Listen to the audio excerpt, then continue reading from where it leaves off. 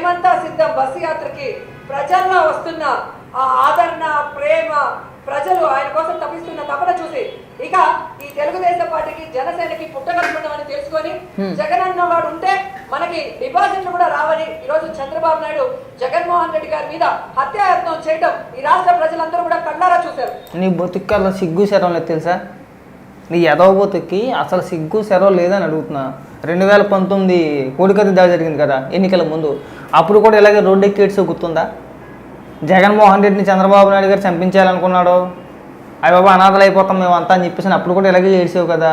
మరి ఆ తర్వాత అధికారంలోకి వచ్చిన తర్వాత అన్న జగన్ అన్న నీ మీద కోడికత్తి దాడి జరిగింది కదా, అప్పట్లో మేమంతా అక్కడ కుక్కల్లాగా మురిగేసాం రోడ్డు మీద, ఊర కుక్కల కన్నా హీనంగా మేము మురిగేసాం రోడ్డు మీద. చంద్రబాబు నాయుడు గారే చేయించారు, దీని వెనకాల చంద్రబాబు నాయుడు గారి హస్తం ఉంది, ఆయనే సుపారీ ఇచ్చాడని చెప్పేసి అని మేము ఊర కుక్కల కంటే హీనంగా మురిగేసామన్నా. అధికారంలో మనమే ఉన్నాం కదా. ఆ కోడికత్తి దాడిలో చంద్రబాబు నాయుడు గారి పాత్ర ఎంత ఉందో ప్రజల ముందు పెట్టన్నా. ఆ కేసు త్వరగా విచారణ తేల్చని చెప్పేసి అని ఏ రోజైనా అడిగేవా? అసలు వెళ్ళాడా జగన్మోహన్ రెడ్డి? వెళ్ళాడా ఒక్కసారైనా కానీ? ఎన్ఐఏ కోర్టుకి వెళ్ళాడా? వెళ్ళడం మన కుక్కబుద్ధి చూపించాలి, ఇక్కడ రోడ్డు ఎక్కేయాలి. ఇంకా జగన్మోహన్ రెడ్డి చంపించాలనుకున్నారు. ఇవన్నీ ఎదవ బతుకులు మాకు తెలీదా? ఎప్పుడు సింపతి ప్లానింగ్, ఎప్పుడు సింపతినే. అయితే ఎవరన్నా వేసేయాలా, లేదంటే వాళ్ళ మీద దాడి చేయించుకోవాలా? అంటే మీ జగనన్న గురించి చెప్తున్నాను నేను. ఇంక నువ్వైతే మహానటివి, ఇంక రోడ్లు ఎక్కేసి దొల్లేస్తావు, ఎంత బురదలో దొల్లే పందిలాగా. ఇంత కూడా బుర్ర ఉంటుంది నీకు, ఎంత ఉండదు బుర్ర. అది ఆ మెదడు మోకాల్లో పెట్టుకొని తిరుగుతావు, మాకేమో అర్థం కాదు. కానీ మురిగేయడమే. ఇంకా చంద్రబాబు నాయుడు గారు ఉన్నారా? నువ్వు చూసేవా? అటువంటి చెప్పాడే. నీ యాదవ్ భోగ జీవితాలు మాకు తెలియవా? నీ యాదవ రాజకీయాలు మాకేం తెలియదా? సవట రాజకీయాలు, సవట మాటలు, సిగ్గు సెర లేకపోతే సరే నీ బతుక్కి. ఎప్పుడు ఏడ్చేయడమే రోడ్ ఎక్కి. ఎలక్షన్ టైం దగ్గరికి రాగానే ఇలాగే ఏడ్చేస్తాం మనం. ఇంకా అప్పుడు అన్న మాటలే సమాధానం చెప్పగలుగుతావు నువ్వు. ఏళ్ళేం మనం.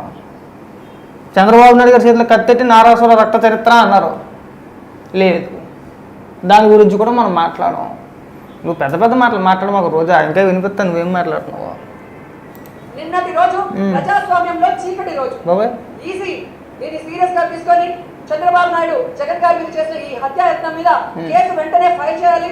ఎవరెవరి చేత ఈ తప్పు చేయించాడో చంద్రబాబు నాయుడు అందరి మీద కూడా కేసుని నమోదు చేసి వాళ్ళందరినీ కూడా లోపలికి పంపించాలని కూడా డిమాండ్ చేస్తున్నాం. మిమ్మల్ని కొండగూరులు చేస్తున్నాడు జగన్మోహన్ రెడ్డి. జగన్మోహన్ రెడ్డి తన పైన తానే దాడి చేయించుకొని మిమ్మల్ని రోడ్డు ఎక్కించి మిమ్మల్ని కొండగూరులు చేస్తున్నాడు. నువ్వేమో ఊరకొకలా రోడ్డు ఎక్కి మురికేస్తావు. నీకు అసలు బుర్ర బుద్ధి జ్ఞానం ఉండదని చెప్పి అందుకే అంటాం మేము.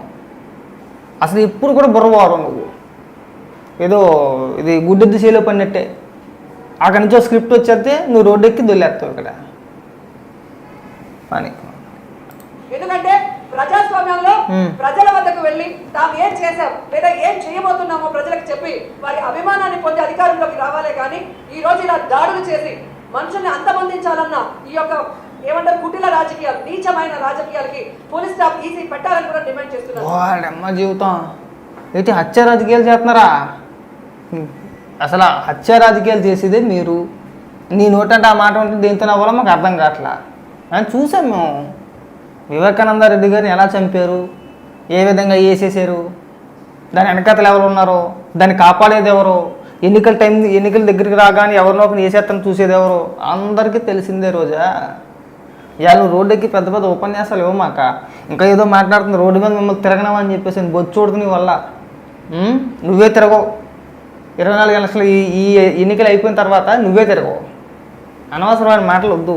ఇంక చంద్రబాబు నాయుడు గారు పడి ఏడ్చే కార్యక్రమం ఏదైతే ఉందో దాన్ని అక్కడితో ఆపేయండి.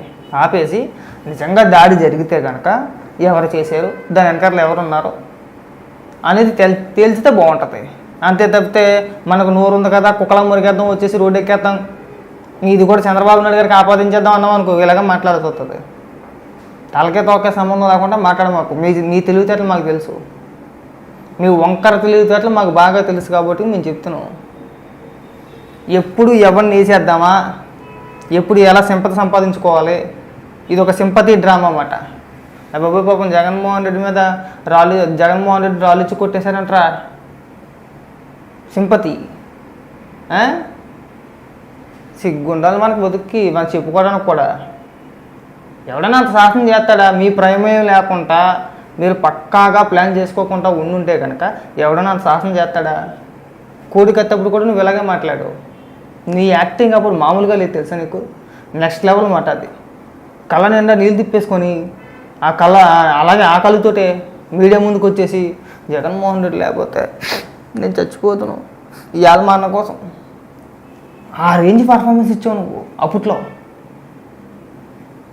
మనం ఏడ్ చేసాం కదా గుక్కెట్టి. మరి అధికారంలోకి వచ్చిన తర్వాత ఎందుకు మీరు నిరూపించలేకపోయారు? దానికి సమాధానం చెప్పు. మన గతంలో చేసిన వ్యాఖ్యలకి సమాధానం చెప్పండి. అదే ఉండదు. ఇగో ప్రజలు ఎవరో కూడా నమ్మే పరిస్థితుల్లో లేరు. ఇందాక ఏదో మాట్లాడుతూ జగన్మోహన్ రెడ్డి దేవుడు గీగుడు అని మాట్లాడుతున్నావు. ఎవడికి దేవుడు కాదు.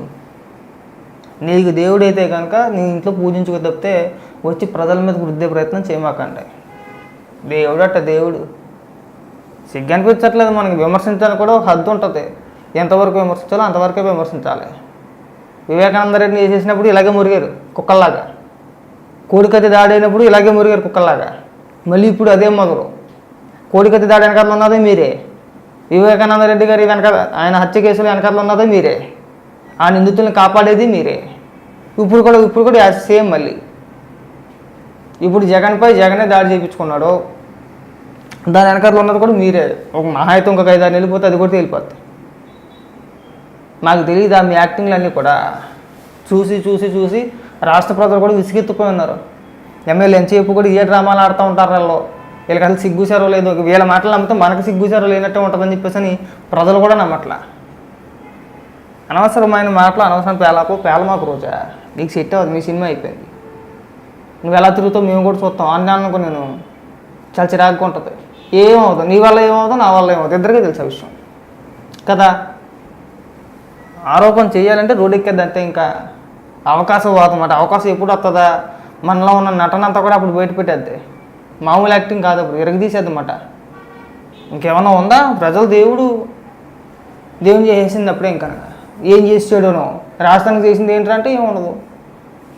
వాళ్ళు ఎవరు చిన్నపిల్లలు ఏడుతున్నారు. అలాంటి స్క్రిప్టులు చాలా చూసాం. మీ యాక్టింగ్ మాకు తెలియంది కాదు, మీ ప్రయత్నాలు మాకు తెలియంది కాదు. మీరు ఏ విధంగా ప్లాన్ చేసుకుంటారో ముందుగా ప్లానింగ్ లేకుండా మీరు ఇంత రచ్చ చెయ్యరు. ఖచ్చితంగా చెప్తున్నారు. అయితే ఎక్కడైనా కానీ అతి పేలాపన అతి మాటలు మాట్లాడితే ఇంతకన్నా ఎక్కువ మాట్లాడతాం మేము కూడా. నువ్వు అనవసరమైన మాటలు మాట్లాడద్దు. అది కట్టిపెట్టి ఇక్కడితో రచ్చ చెయ్యరు.